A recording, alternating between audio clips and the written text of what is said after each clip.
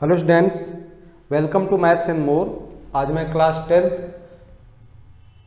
Board का जो simple पर आया है 21-22 के लिए उसको मैं सॉल्व कर रहा हूँ। उसमें सेक्शन बी का ये लास्ट क्वेश्चन है 10।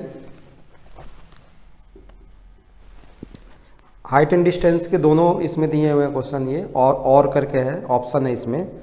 कह रहा है कि 2 vertical poles of different heights are standing 20 metre away from each other on the ground.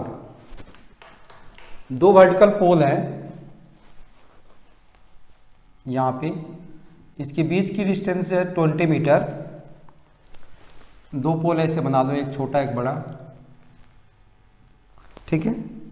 कह रहा है कि 2 vertical poles different heights are standing 20 metre away from each other on the level ground.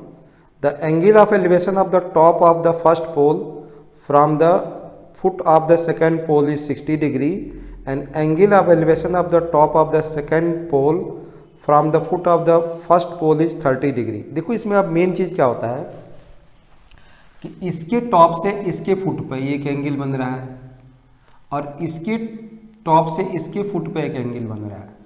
अब इसमें कन्फ्यूजन ये होता है बच्चों को कि 30 कौन सा ले 60 कौन सा ले, ये ज़्यादा दिक्कत करता है। कभी भी ध्यान दिया करो कि ये डिस्टेंस आपकी सेम है और यहाँ पे जैसे आपका ये हाइट दिया है, यहाँ से एंगल जब नीचे बनाओगे, जैसे जैसे ऊपर आप बढ़ते चले गए उस वजह से एंगल क्या आपका बढ़ता जाएगा। जैसे जैसे नीचे आते जाओगे एंगल आपका क्या होगा, कम होता है, क्योंकि ये बेस सेम आपका है। यहाँ भी सेम वही चीज़ है। इस चीज़ को पलट के इधर ला दोगे, इस फिगर को आप ऐसे कर दो, जैसे यहाँ हमने करें, मान लो ऐसे हम फिगर बनाएं तो देख रहे हो ये एंगल क्या होगा, ये एंगल कम आएगा, मतलब ये एंगल आपका कम आएगा, ये एंगल आपका ज़्यादा आएगा। मतलब ये आपको दिया है 30 डिग्री, ये दिया आपका 60 डिग्री, क्योंकि इस फिगर को इस पर आप मैच कराओगे तो ऐसे ही बनेगा ये। तो ये आपको हमेशा ध्यान रखना है कि एंगल आपका क्या होगा, बढ़ता चला जाता है। जैसे हाइट बढ़ती जाएगी तो एंगल भी बढ़ता चला जाएगा। ये तो डाउट यहाँ बच्चों को होती है, ये मेरे ख्याल से क्लियर हो गया होगा। तो यहाँ पे दिया है आपका ये 60 डिग्री, ये दिया आपका 30 डिग्री, ठीक है। उसके बाद से पूछ रहा है इसमें कि find the difference between the height of the 2 poles. इन दोनों पोल के बीच की हाइट आपके से पूछ रहा है। इसकी हाइट आप मान लो h1 लेते हो, इसकी हाइट आप h2 लेते हो, तो आपको h1 माइनस h2 फाइंड करना है। h1 माइनस h2 आपको ये फाइंड करना है। √3 की वैल्यू इसमें दे रखी है 1.73।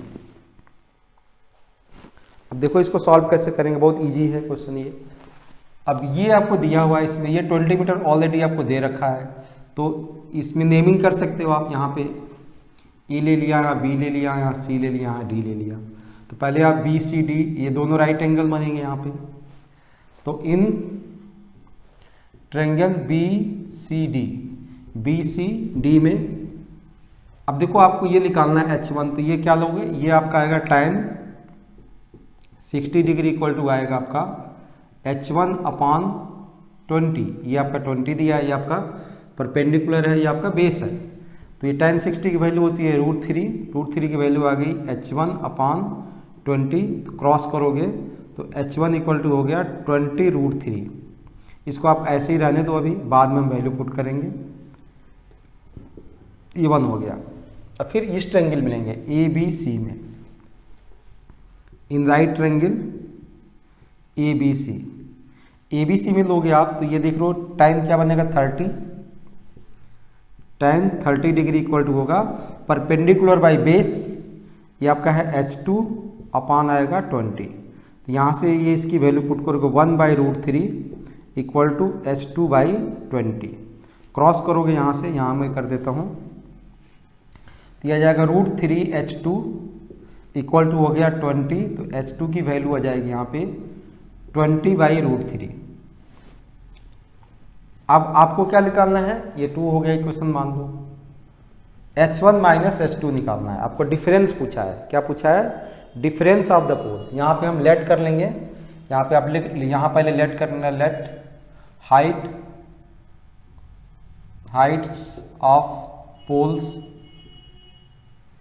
h1 एंड h2 मीटर, ठीक है। यहाँ से आपका आ गया h1, तो हमको फाइंड करना डिफरेंस ऑफ हाइट।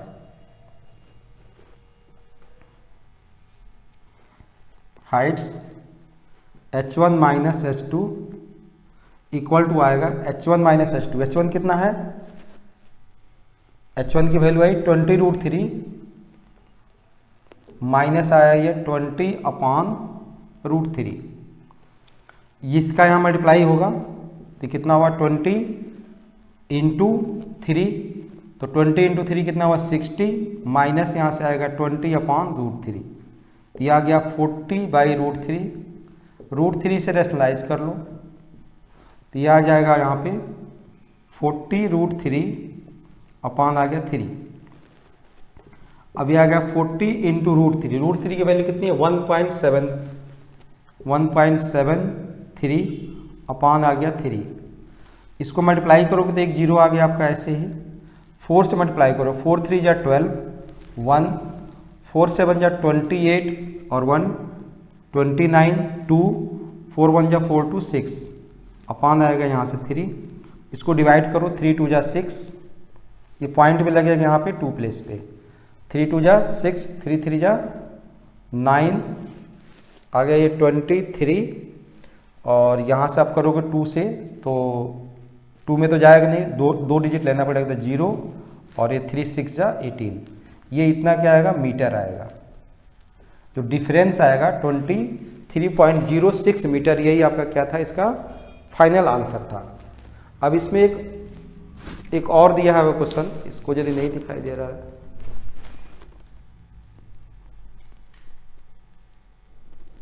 ठीक है, आप लोग स्क्रीनशॉट ले सकते हो। इसमें 10th में और करके भी दिया है क्वेश्चन, उसको भी बताता हूँ। आपका जो क्वेश्चन दिया है, करिए boy 1.7 metre tall standing on a horizontal ground. ये हॉरिजॉन्टल ग्राउंड है, यहाँ पे एक बॉयज है 1.7 मीटर का, वो खड़ा है, ठीक है। कह रहा है कि horizontal 50 meter away from the building, ये boy this meter tall standing on horizontal ground 50 meter away from a building, the angle of elevation of the top of the building from his eye 60 degree. यहाँ पे एक building है और ये जो दिया है 50 मीटर अवे है, मतलब ये डिस्टेंस 50 मीटर दिया है, ये मीटर आपका 50 मीटर दिया है, ठीक है। अब जो इसके टॉप का जो एंगल ऑफ एलिवेशन, देखो ये बॉयज दिया है तो बॉयज की हाइट को कंसीडर कर रहा है। यहाँ पे कई जगह हाइट को कंसीडर नहीं करते हैं, डायरेक्ट यहाँ से एंगल बनता है, बट इसकी आइज को कंसीडर, तो इसकी हाइट को कंसीडर करके ऐसे एंगल बनेगा ये, ठीक है, तो ये ऐसे बन जाएगा ये, ठीक है। तो यहाँ पे दिया है ये 60 डिग्री दिया है और आपसे पूछ रहा है calculate the height of the building, building की हाइट बतानी है, h इजी है ये भी, ये क्वेश्चन आपको दिया हुआ है। तो आपको हाइट निकालने के लिए क्या करोगे, कभी भी ना टोटल हाइट आप इसको निकाल के 1.7 ऐड भी कर सकते थे, ये 1.7 मीटर आएगा, यहाँ से डिस्टेंस 1.7, तो इसको लेट करके फिर हम ये 50 है तो ये भी 50 हो जाएगा, यहाँ पे ये डिस्टेंस भी 50 आपकी हो जाएगी। जनरली बच्चे ये निकाल के फिर इसमें 1.7 ऐड करते हैं। कई बार क्या होता है कि इसको हाइट ले लेने पे जल्दबाजी में आंसर वही लिख देते हैं, तो ये मिस्टेक होती है। तो बार बार मैं सजेस्ट यही करता हूँ कि पूरा जो आंसर पुट आपसे जो क्वेश्चन में पूछ रहा है उसी को हाइट मान लो, इसी को हमने हाइट पूरी हमने हाइट लेट कर ली। तो जो इसमें हमने लेट कर लिया कि बिल्डिंग की हाइट लेट कर लेंगे यहाँ पे, the height of the building, calculate the height of the building निकालनी है तो लेट, और इसमें √3 की वैल्यू भी दे रखा है, √3 1.73 दिया है, यहाँ लेट कर लेंगे height of building equal to h, ठीक है। और इसको आप मान लो ए बी ये बॉयज है, बी सी यहाँ हो गया, डी हो गया, सी डी हो गया, ये ई हो गया, ठीक है। तो ये आपका दिया है सी डी और ए बी दिया है यहाँ पे 1.7 मीटर, ठीक है। तो सी भी वही हो जाएगा, C E equal to A B हो गया इक्वल टू 1.7 मीटर। डी जो यहाँ से निकल जाएगा, डी जो आएगा सी डी माइनस सी हो जाएगा, सी डी दिया है एच माइनस सी 1.7 आ गया, ये डी हो गया आपका, ठीक है। और ए जो होगा A equal to B C equal to हो गया 50 मीटर। अब आपको एक ही बार में निकल जाएगा यहाँ पे। इन ट्रायंगल राइट ट्रायंगल आ जाएगा A E D, right triangle A E D. देखो ये वाला क्या आएगा, ये आपका परपेंडिकुलर, ये आपका क्या है बेस है, तो tan 60 ले लेंगे यहाँ पे। tan 60 degree equal to D E upon हो गया ए ई। tan 60 की वैल्यू होती है √3, डी की वैल्यू आया है h माइनस 1.7 अपान ए ई की वैल्यू आ गया 50। ये क्रॉस हो जाएगा यहाँ पे 50 √3 इक्वल टू h माइनस 1.7। यहाँ से h की वैल्यू आ जाएगी, यहाँ निकाल लेता हूँ, h इक्वल टू ये इधर आके प्लस हो जाएगा 50 √3 प्लस 1.7। ये हो गया 50 इंटू √3 की वैल्यू पुट कर लो।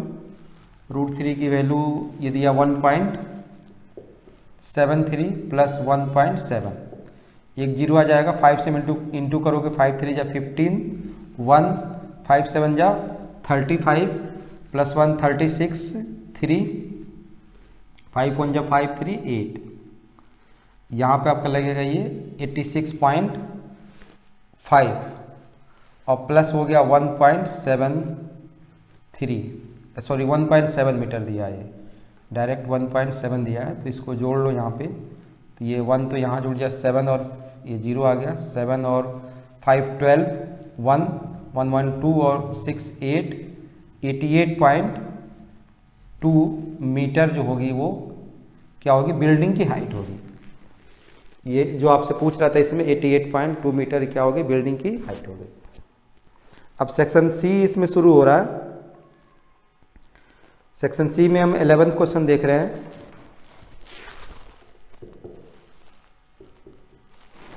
11th क्वेश्चन कर रहा है the internal and external radii of a spherical shell are 3 centimetre and 5 centimetre respectively is melted to the cost into a solid cylinder of diameter 14 centimeter. Find the height of the cylinder. Also find the total surface area of the cylinder. पाई की value 22/7 लेना है। Simple देखो क्या है, एक आपका cell है इस तरह से, ठीक है, बीच में क्या है वो खाली है, स्फेरिकल है ये। इसमें आपको इंटरनल और एक्सटर्नल रेडियाई दिया है, तो R1 और R2 हम मान सकते हैं, ये R1 हो गया, ये R2 हो गया, ऐसे मान लिया। इसको रिकॉस्ट करके, इसको मेल्ट करके एक सिलेंडर बना रहा है। क्या बना रहा है, इसी को एक सिलेंडर में कन्वर्ट कर दिया। तो जो सिलेंडर में कन्वर्ट किया है, ठीक है, जो सिलेंडर में कन्वर्ट किया है उसकी बात ये कर रहा है कि if melted to recast into the cylinder, solid cylinder, solid है वो, डायमीटर 14 दिया है, ये आपका 14 सेंटीमीटर दिया है, पूरा डायमीटर यहाँ से 14 दिया है, ठीक है। तो आपसे पूछ रहा है कि इसकी हाइट एक तो निकालनी है, इसकी एक हाइट h निकालनी है यहाँ से, ठीक है, और दूसरी चीज़ इसमें निकालना है कि total surface area of the cylinder, TS से भी निकालना है। क्या निकालना है हमको, TS से भी निकालना है और हाइट भी निकालना है, ठीक है। अब देखो इसमें क्या है, ये जो आपको दिया है spherical shell, spherical shell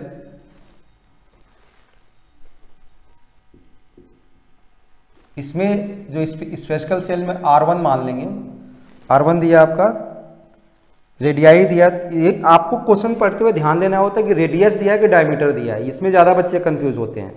question को इसलिए थारोली ध्यान से पढ़ा करो। एक्सटर्नल एंड इंटरनल आपका क्या दिया है, रेडियाई दिया है। तो इंटरनल जो आपका 3 हो गया, एक्सटर्नल आपका R1 को मैंने इंटरनल माना है 3 सेंटीमीटर और R2 हो गया आपका 5 सेंटीमीटर,